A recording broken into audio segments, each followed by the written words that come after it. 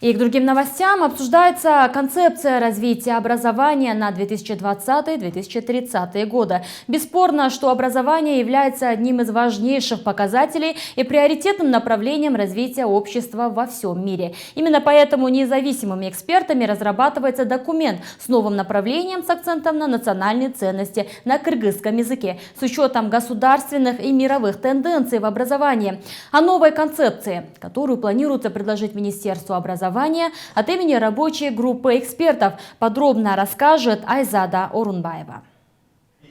Развитие и формирование человеческих ресурсов, положительное влияние образования на общество считается ответственностью каждого государства. Также мир ожидает широкого распространения технологии «Индустрия 4.0». Здесь границы между технологической, цифровой и биологической отраслями просто исчезают. Данная индустрия – это достижение третьей промышленной революции и появление новых инноваций. В этом инновационном пространстве необходимо развивать систему образования в новом русле.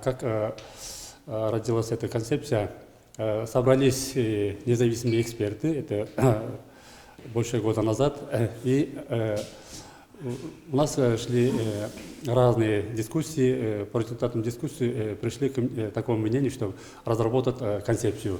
Первая особенность этой концепции заключается в том, что она была разработана на государственном языке, первый раз. Второе, мы пытались избегать именно научных терминов. В национальной стратегии развития на 2018-2040 годы отмечено, что система образования будет направлена на воспитание всесторонних личностей, раскрывающих потенциал каждого человека. В соответствии с этим для каждого гражданина должна быть создана возможность получения качественного образования.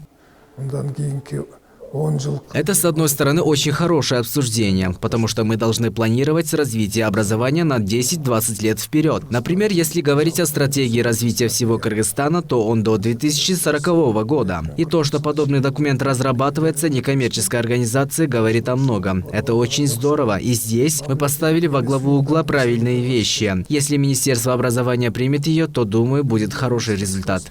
Однако немалое значение имеет сплоченность в такой работе, поэтому необходимо, чтобы учителя, администрации школ, ученики, родители, общественность работали в тесном взаимодействии и сотрудничестве между собой. Это одно из основных условий модернизации образования. Сейчас выносятся предложения для изменений в системе образования Кыргызстана. После этого этапа документ будет вынесен на общественное обсуждение народа, а дальше правительству, Министерству образования. На мероприятии независимые эксперты обсудили концепцию и внесли предложения по ее улучшению. Отметим, что данный документ разрабатывается с февраля прошлого года. Теперь по окончанию обсуждений и дополнений документ будет предложен Министерству образования и науки Кыргызстана. Айзада Орунбаева, Айза Камчубекова, Нурдан Сергеев, Пирамида.